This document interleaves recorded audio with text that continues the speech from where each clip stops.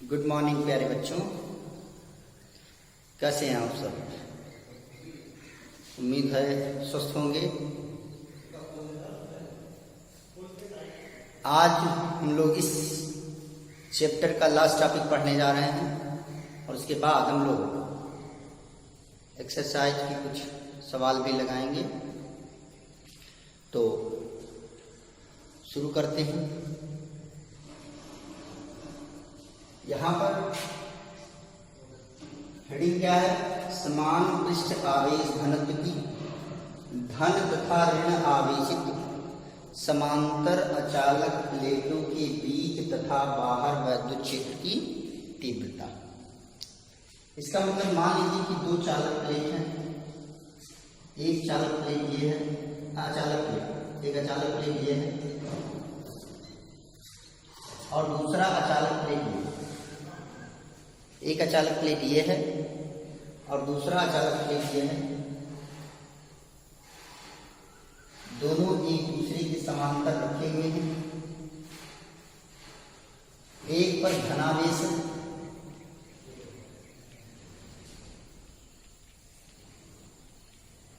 और दूसरी पर ऋणावेश।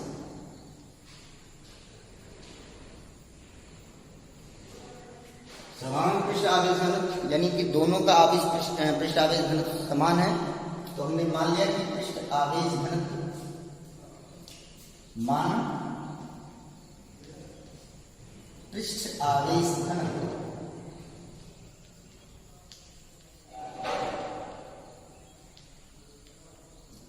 बराबर सिग्मा। पृष्ठ आवेश घनत्व किसके बराबर मान लिया हमने? सिग्मा के बराबर मान लिया। ये बात क्लियर हुई कि नहीं हुई? अब हम बात करते हैं कि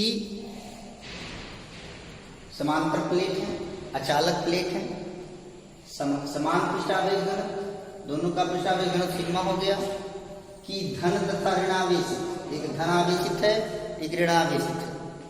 समांतर अचालक प्लेट, दोनों समांतर हैं एक दूसरे के और ये दोनों कैसे प्लेटें हैं? अचालक प्लेटें। क्लियर हुआ कि नहीं हुआ? इनके बीच यानी इनके बीच यानी इनके बीच कौन सा स्थान हुआ? यह स्थान हुआ कि नहीं हुआ? तो इनके बीच इसी बिंदु पर वैद्युत क्षेत्र की तीव्रता और इनके बाहर यानी यहाँ पर या यहाँ पर विद्युत क्षेत्र की तीव्रता क्या होगी, उसके बारे में हम लोगों को जानना है। ये बात क्लियर हुई कि नहीं? समझ में आ गई बात? कोई दिक्कत तो नहीं? तो चलिए शुरू करते हैं। यहाँ से आपको जब गाउस नियम का अनुप्रयोग पढ़ाया गया था तो आपको दूसरा जो अनुप्रयोग बताया गया था उसमें बताया गया था कि किसी अचालक चादर के कारण, समतल अचालक चादर के कारण जो विद्युत क्षेत्र होता है तो क्या होता है? E = sigma upon 2 epsilon 0। ये बात आपको बताई गई और हमने आपको ये भी बताया था कि जरूरत पड़ने पर हम इसका उपयोग करेंगे। और एक बात हमने और बताई थी आपको कि धनावेश, अगर चादर जो है धनावेशित होगा तो उसके कारण विद्युत क्षेत्र की जो दिशा होगी वो प्लेट से दूर की ओर होगी। और हमने कहा था यदि चादर पर आवेश ऋण है, ऋणावेशित है, तो उसके कारण जो विद्युत क्षेत्र की जो दिशा होगी किसी बिंदु पर वो उस चादर की ओर होगी, उस प्लेट की ओर होगी। ये बताया था हमने। बस वही बात यहाँ पर करना है। तो हमने एक पॉइंट ले लिया P। हमको कहाँ पर बात करना है? प्लेटों के बीच और बाहर। तो सबसे पहले प्लेटों के बीच हम एक बिंदु लेते हैं और वो बिंदु ले लिया हमने P। क्लियर हुआ कि नहीं? तो हम लिखेंगे कि माना प्लेटों के बीच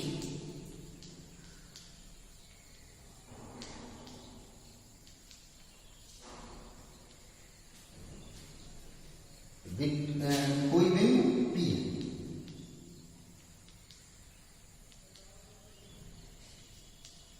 P है और अगर इसको प्लेट 1 मान लीजिए, ये प्लेट 1 हो गया और ये प्लेट 2, ये प्लेट 1 हो गया और ये प्लेट 2 हो गया। तो यहां से आप लिख सकते हैं माना प्लेटों के बीच कोई बिंदु प्लेट 1 के कारण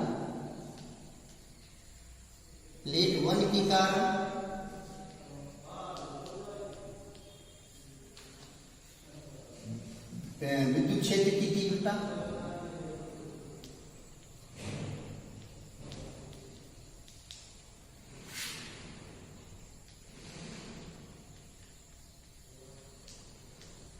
E1, प्लेट 1 के कारण जो विद्युत क्षेत्र की तीव्रता वो क्या है, E1 है। और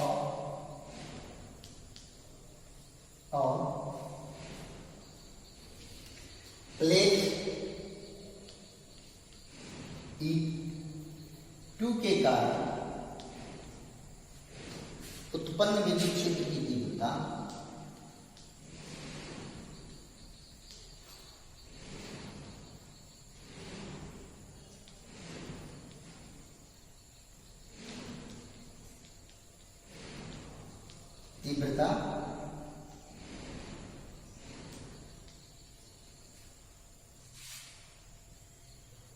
E2।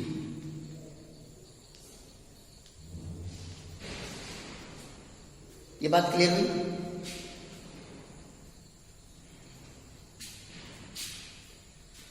तो अब हम बात करते हैं सबसे पहले बिंदु P के लिए। बिंदु P पर पहला प्लेट कैसा है, धनावेशित है। पहले प्लेट के कारण बिंदु P पर जो विद्युत क्षेत्र की तीव्रता होगी वो इस तरफ होगी कि नहीं होगी, उसकी दिशा किधर होगी, धन प्लेट से दूर की ओर। क्लियर हो गया कि नहीं होगा? और बिंदु P पर प्लेट 2 के कारण जो विद्युत क्षेत्र की तीव्रता होगी, प्लेट 2 के कारण जो विद्युत क्षेत्र की तीव्रता वो E2 है। और आपको क्या बताएगी कि अगर प्लेट ऋण आवेशित है तो ऋणावेश के कारण विद्युत क्षेत्र की तीव्रता क्या होगी, उस प्लेट की ओर होगी। अर्थात यहाँ पर जो प्लेट P पर बिंदु P पर प्लेट 2 के कारण जो विद्युत क्षेत्र की तीव्रता होगी E2, वो भी किधर होगी, इसी की दिशा में होगी। क्लियर हुआ कि नहीं हुआ? E1 किसके कारण उत्पन्न विद्युत क्षेत्र की तीव्रता है, प्लेट 1 के कारण, और ये धनावेशित से दूर की ओर। क्लियर हुआ कि नहीं हुआ? और प्लेट 2 ऋणावेशित है, इसलिए इसके कारण बिंदु P पर जो विद्युत क्षेत्र की तीव्रता होगी उसकी दिशा ऋण प्लेट की ओर होगी। अर्थात बिंदु P पर प्लेट 1 के कारण और प्लेट 2 के कारण, दोनों के कारण उत्पन्न विद्युत क्षेत्र की तीव्रता या उत्पन्न विद्युत क्षेत्र की दिशा एक ही तरफ है। तो परिणामी विद्युत क्षेत्र क्या होगा, दोनों जुड़ जाएंगे नहीं जुड़ जाएंगे। क्लियर हुआ कि नहीं हुआ? और हम ये मान रहे हैं कि ये जो प्लेट है वो कहाँ पर रखे हुए, निर्वात में रखे हुए हैं। कहाँ पर है, निर्वात में। ये बात क्लियर हो गई कि नहीं हो गई? तो अब हम बात करते हैं कि प्लेट 1 के कारण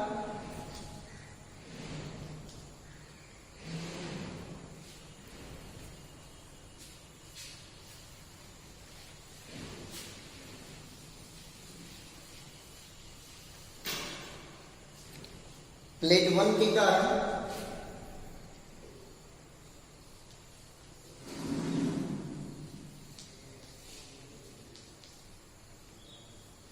बिंदु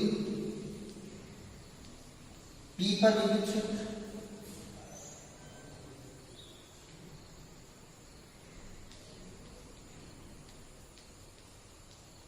E1 is equal to sigma upon 2 epsilon 0। कितना होगा, प्लेट 1 के कारण बिंदु P पर जो विद्युत क्षेत्र होगा E1 is equal to sigma upon 2 epsilon 0। क्यों? क्योंकि अभी आपको बताया है कि किसी प्लेट के कारण उसके समीप किसी बिंदु पर विद्युत क्षेत्र कितना होता है, सिग्मा अपान 2 एप्सिलॉन 0 होता है। तो दोनों का पृष्ठावेश घनत्व समान है। इसका भी पृष्ठावेश घनत्व, पहले प्लेट का भी पृष्ठावेश घनत्व सिग्मा है और दूसरे प्लेट का पृष्ठावेश घनत्व भी क्या है, सिग्मा है। तो प्लेट 1 के कारण बिंदु P पर विद्युत क्षेत्र E1 बराबर किसको हो गया, सिग्मा अपान 2 एप्सिलॉन 0। और प्लेट 2 के कारण बिंदु P पर विद्युत क्षेत्र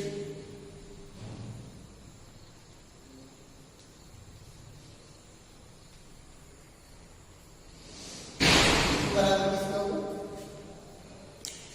फिर वही बात हो जाएगी कि पृष्ठावेशन सिग्मा है, समान है दोनों में, और अपान कितना हो जाएगा 2 एप्सिलॉन 0। अब चूंकि दोनों की दिशा बिंदु P पर समान है, एक ही तरफ है, इसलिए परिणामी विद्युत क्षेत्र क्या हो जाएगा? जुड़ जाएगा। परिणामी विद्युत क्षेत्र क्या हो जाएगा? जुड़ जाएगा। तो लिखेंगे अतः बिंदु P पर परिणामी विद्युत क्षेत्र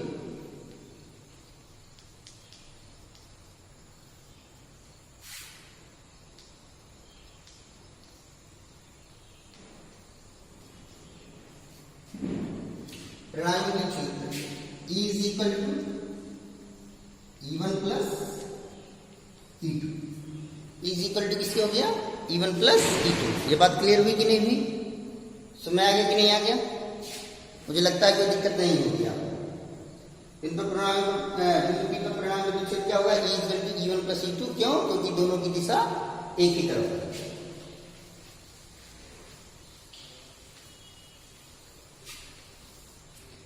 अब therefore E is equal to E1 की वैल्यू कितनी निकाला हमने? Sigma upon 2 epsilon 0। E1 की वैल्यू कितने निकाला? Sigma upon 2 epsilon 0। और U2 की भी वैल्यू कितनी है? Sigma upon 2 epsilon 0। तो यहां पर हो गया सिग्मा अपान 2 एप्सिलॉन हर बराबर। Therefore E is equal to क्या हो जाएगा? 2 एप्सिलॉन 0 और 2 सिग्मा। 2 से 2 कैंसिल आउट हो जाएगा, इसलिए E is equal to क्या होगा? Sigma upon epsilon 0। ये बहुत ही इंपॉर्टेंट थ्योरी है। अगले चैप्टर में जब हम लोग संधारित्र के बारे में बात करेंगे, कैपेसिटर के बारे में बात करेंगे, कंडेंसर के बारे में बात करेंगे, तो वहां पर इसका बहुत ज़्यादा इस्तेमाल होने वाला है।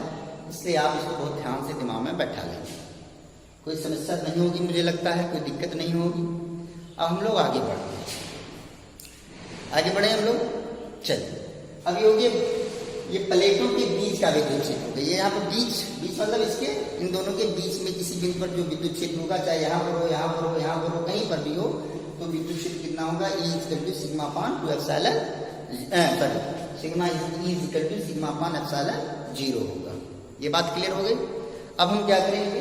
बाहर विद्युत क्षेत्र, यानी अब प्लेटों के बाहर, तो प्लेटों के बाहर विद्युत क्षेत्र कितनी था? यानी हम यहाँ पर ले सकते हैं उस बिंदु को, या यहाँ पर ले सकते हैं। क्लियर हुआ कि नहीं? कोई दिक्कत तो नहीं है? समझ आ रहा? चलिए आगे। तो हमने मान लिया कि यहां एक बिंदु Q, क्या यहां पर एक Q,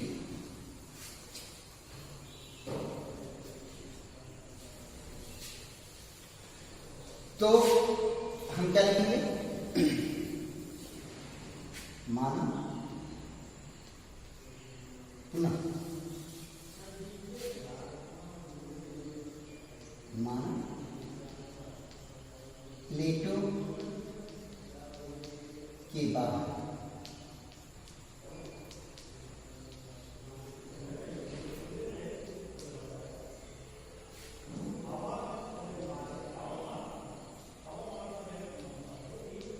कोई भी क्यों? ये बात समझ में आ गई? कोई दिक्कत तो नहीं है? सबके समझ में आ गया? अब देखिए इस प्लस प्लेट के कारण इस बिंदु P पर जो विद्युत क्षेत्र होगा वो किधर होगा? E1 तो होगा ही होगा, क्योंकि प्लेट के समीप विद्युत क्षेत्र हमने माना है कि प्लेट 1 के कारण किसी बिंदु पर, उसके समीप किसी बिंदु पर जो विद्युत क्षेत्र वो कितना है? E1 है। तो यहाँ पर विद्युत क्षेत्र E1 हो गया, किसके कारण? धन आवेशित प्लेट के कारण, और दूर की ओर, धन प्लेट से दूर की ओर। अब हम बात करते हैं इसकी दूसरे प्लेट के कारण इस बिंदु के ऊपर जो विद्युत क्षेत्र की दिशा, विद्युत क्षेत्र की जो दिशा होगी वो क्या होगी, ऋणावेश की ओर। तो ऋणावेश प्लेट इधर है तो विद्युत क्षेत्र की दिशा किधर होगी, बात समझ में आया कि नहीं है, फिर से समझिए। धनावेशित प्लेट के कारण बिंदु Q पर विद्युत क्षेत्र की जो दिशा होगी वो धनावेशित प्लेट से दूर की ओर, धनावेशित प्लेट से दूर इधर हो गया। ऋणावेश के कारण जो विद्युत क्षेत्र की दिशा होगी ऋणावेश प्लेट की ओर यानी इधर हो गया। और ये पहले प्लेट के कारण विद्युत क्षेत्र E1 है और दूसरे के कारण विद्युत क्षेत्र क्या है, E2 है। तो यहाँ पर दोनों के कारण, पहले प्लेट के कारण और दूसरे प्लेट के कारण जो विद्युत क्षेत्र की दिशा है परस्पर विपरीत। अंदर क्या था, दोनों की दिशा एक ही ओर थी, लेकिन यहाँ पर क्या होगी, विपरीत। क्लियर हुआ कि नहीं हुआ? तो हम लिखेंगे बिंदु Q पर प्लेट 1 तथा प्लेट 2 के कारण उत्पन्न वैद्युत क्षेत्र की दिशा, वैद्युत क्षेत्र की दिशा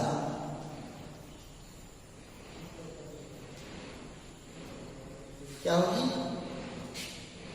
परस्पर क्या होगी, विपरीत। क्लियर? परस्पर क्या होगी, विपरीत होगी। तो जब परिणामी विद्युत क्षेत्र निकालेंगे तो क्या करेंगे, दोनों को घटा देंगे। यहां पर क्या किया गया था, छोड़ा गया था, यहां पर क्या करेंगे, घटा देंगे। इसलिए बिंदु Q पर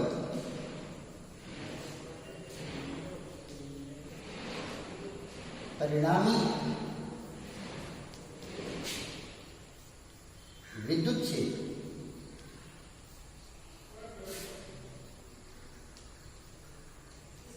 E is equal to E1 minus E2. Therefore, E is equal to sigma upon 2 epsilon 0 बताया जा चुका है, minus sigma upon 2 epsilon. Therefore, E is equal to क्या होगा, 0। अर्थात आपने क्या देखा कि अगर दो समांतर प्लेट हैं, एक पर धनावेश है तथा एक पर ऋणावेश है, दोनों का पृष्ठावेश घनत्व समान है, तो उसके भीतर तो विद्युत क्षेत्र प्राप्त होगा, लेकिन उसके बाहर विद्युत क्षेत्र क्या होगा, शून्य के बराबर होगा। कॉन्सेप्ट क्लियर हुआ कि नहीं हुआ? दो प्लेट, एक धनावेशित तथा एक ऋणावेशित, उनके कारण, उनके समांतर रखे हुए हैं, तो उनके कारण उनके बीच में तो विद्युत क्षेत्र प्राप्त होगा, लेकिन उनके बाहर किसी बिंदु पर विद्युत क्षेत्र क्या होगा, शून्य के बराबर होगा। अब अगर ये बात समझ में आ गई, कोई दिक्कत तो नहीं है, मुझे लगता है समझ में आ गया होगा। अब हम लोग आगे बात करते हैं। अगर सपोज कीजिए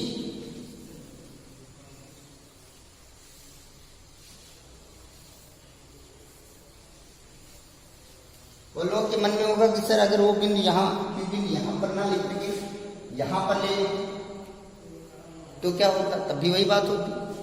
धनावेश के कारण जो प्लेट के बिंदु पर विद्युत क्षेत्र होता है वो किधर की ओर होगा, दूर की ओर, यानी E1 दूर की ओर होगा। और इस ऋणावेश के कारण इस बिंदु पर जो विद्युत क्षेत्र होगा वो किधर होगा, इधर होगा, यानी E2 इधर होगा। फिर वही बात होगी, जो कंडीशन यहाँ पर आई वही कंडीशन यहाँ पर आ गई, परस्पर विपरीत। इसलिए यहाँ पर भी क्या होगा, परिणामी विद्युत क्षेत्र क्या होगा, शून्य होगा। ये बात क्लियर हो गई। तो इस तरह से पहला चैप्टर समाप्त हुआ।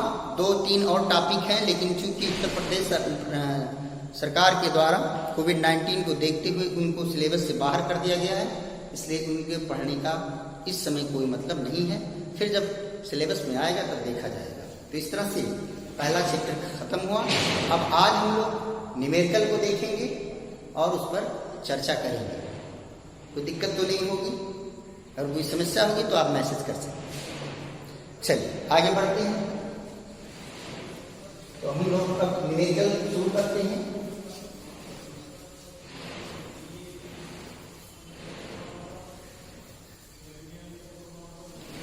और पहला क्वेश्चन ये है,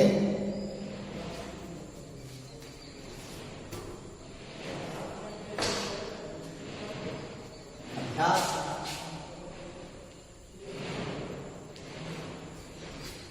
1.1।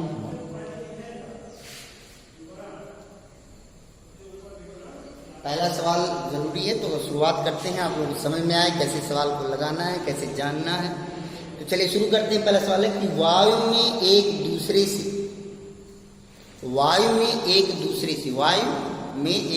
से 30 सेंटीमीटर दूरी पर रखे दो छोटे आवेशित गोले।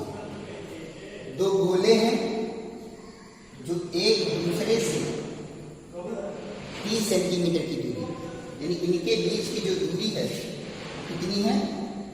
30 सेंटीमीटर। 30 सेंटीमीटर। ये बात क्लियर हो गई। और इनका आवेश जो दिया हुआ है वो दिया हुआ है कि 2 गुणे, पहले का जो दिया हुआ है वो दिया हुआ है 2 गुणे 10⁻⁷ कूलम पहला इस गोले का। और दूसरे गोले का जो आवेश दिया हुआ कितना दिया हुआ है? 3 गुणे 10⁻⁷।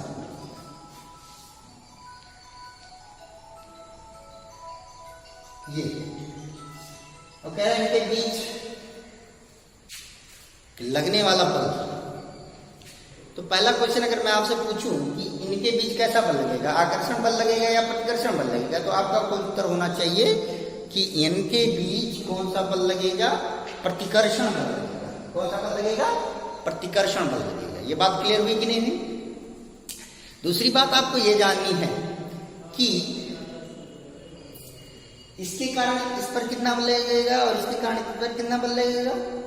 दोनों बराबर लगेंगे, ये भी बार आपको बताया जा चुका है। क्लियर है?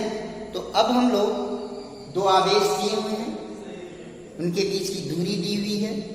तो अगर आप लिखना चाहें तो आप लिख सकते हैं कि Q1 = 2 × 10⁻⁷ किलोमीटर। Q2 दूसरा आवेश कितना है? 3 × 10⁻⁷। क्लियर हुआ कि नहीं? और दूरी, उनके बीच का जो दूरी है r डिस्टेंस, वो कितना? 30 सेंटीमीटर। सेंटीमीटर को जो मीटर में बदल लेंगे तो ये हो जाएगा 10⁻²। ये बात क्लियर हो गई कि नहीं हो गई? अब निर्वात में है, कोई प्रावैधिक माध्यम नहीं है, इसलिए कूलाम के नियम से लगने वाला बल क्या हो? कूलाम के नियम से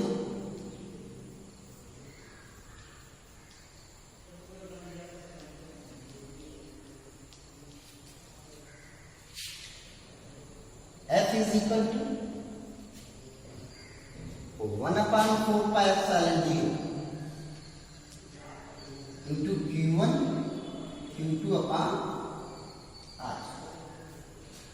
अगर कोई माध्यम होता तो यहाँ पर 4πε0 K होगा, क्योंकि निर्वात या वायु होगा तो यहाँ पर क्या लिखेंगे?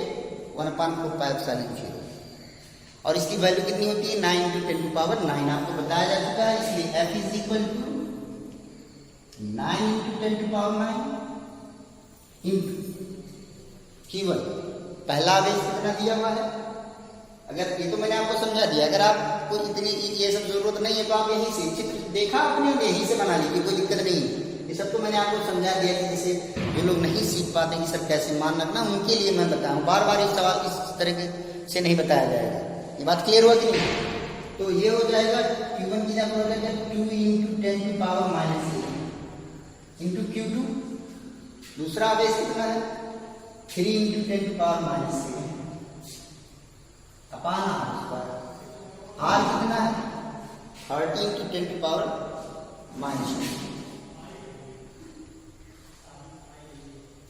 का होल स्क्वायर।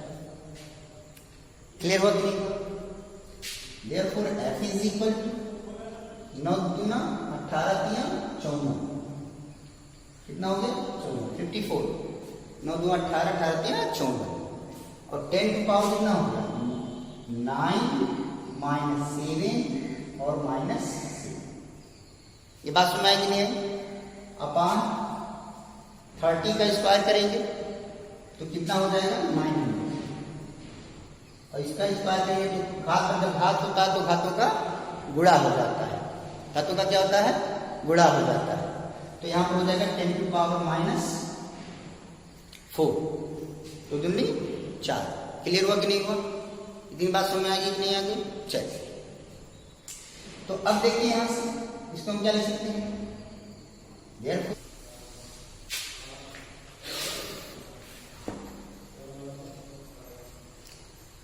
अगला सवाल है 1.2 कि 0.4 माइक्रोकूलाम आवेश के किसी छोटे गोले पर अन्य छोटे आवेशित गोले के कारण y में 0.2 न्यूटन बल लगता है। यदि दूसरे गोले पर आवेश 0.8 माइक्रोकूलाम आवेश हो तो दोनों गोलों के बीच की दूरी कितनी होगी? तो बड़ा आसान सवाल है। क्या कह रहा है कि एक गोला यहां पर है और एक गोला यहां पर, ठीक? क्लियर हो गया कि नहीं हो गया? यहां पर जो गोला है उसका आवेश कितना है 0.4 माइक्रोकूलाम, और यहां पर जो गोला है उसका आवेश है 0.8 माइक्रोकूलाम। क्लियर है कि नहीं क्लियर है? 0.4 माइक्रोकूलाम और 0.8 माइक्रोकूलाम, और इनके बीच जो बल लग रहा है वो कितना है 0.2 न्यूटन। कितना है 0.2 न्यूटन का बल लग रहा है। ये बात क्लियर हुई कि नहीं हुई? तो यहां पर आप लिखेंगे कि Q1 इज इक्वल टू कितना लिखेंगे 0.4 माइक्रोकूलाम, तो क्या लिखेंगे वो 0.4 इंटू 10 पावर माइनस 6 कूलाम। ये Q1 हो गया। Q2 कितना हो जाएगा? माइक्रो का मतलब क्या होता है 10 पर माइनस 6, 0.8 इंटू 10 की पावर माइनस 6।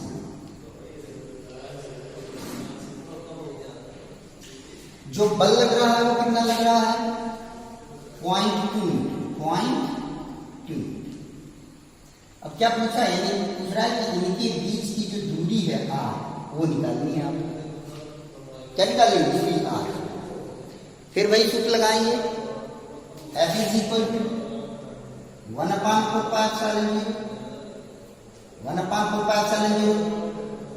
की वैल्यू कितनी होती है 9 × 10 की पावर 9, तो हम सीधे 9 × 10 की पावर 9 लिखेंगे, 9 × 10 की पावर 9, क्योंकि y में, और Q1 Q2 अपान r²। ये बात क्लियर हुई कि नहीं? अब यहां से आप देख सकते हैं therefore f is equal, f की वैल्यू कितनी दी है 0.2 न्यूटन, तो f यहां पर रखेंगे 0.2 न्यूटन। f यहां पर क्या रखेंगे 0.2 इज इक्वल टू 9 × 10 की पावर 9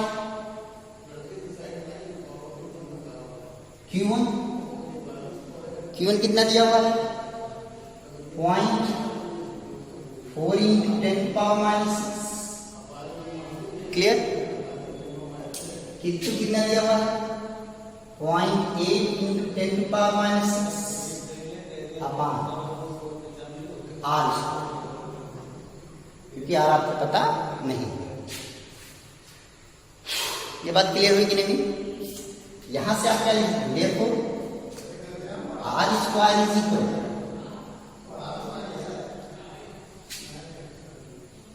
9 36 36 अट्ठे 288 यानी 2.88 गुणा करेंगे कितना आ जाएगा 9 36 अट्ठे 288, गुणा करने पर 2.88। क्लियर हो गया? इंटू 10 की पावर 9 -6 बात क्लियर होगी नहीं? कोई दिक्कत तो नहीं होगा मुझे लगता है, तो मैं आ रहा होगा।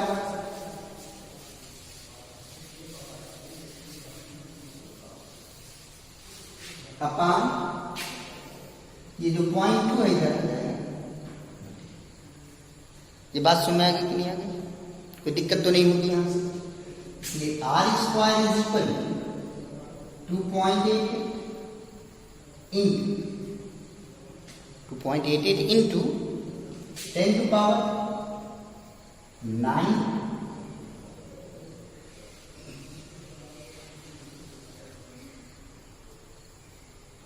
therefore r square is equal to 2.88 into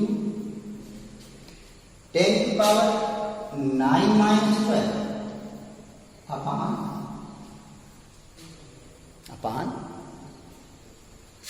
0.2 है। तो 0.2 को आप क्या लिखते हो? 2 into 10 to power minus 1, क्योंकि 0.2 को आप 2 upon 10 लिख सकते हैं। 0.2 को क्या लिख सकते हैं? 1 upon 10 लिख सकते हैं। 2 upon इसे 0.2 है, अलग से समझिए इसको। 0.2 है तो 0.2 को क्या लिख सकते हैं? 2 upon 10 नहीं लिख सकते, 10 हटा रहे एक ऊपर के।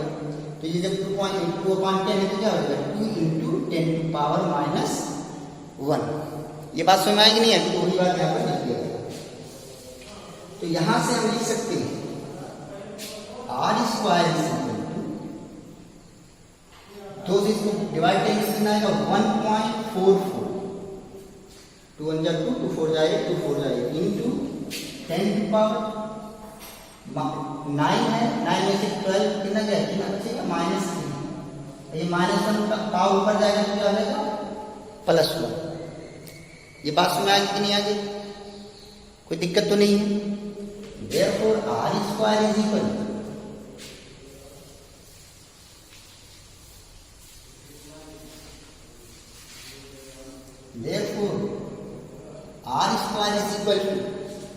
कितना होगा?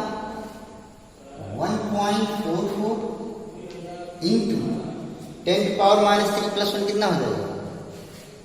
-2 हो जाएगा। Therefore r is equal to क्या होगा? √1.44 upon 10 to power into 10 to power -2।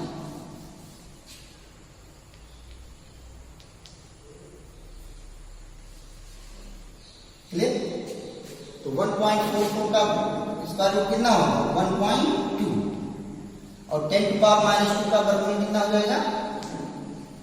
Power -1। ये बात समझ आएगी नहीं? अब इसको लिख सकते हैं 1.2 अपॉन 10 to power -1 का कितना बटे में आएगा तो क्या हो जाएगा?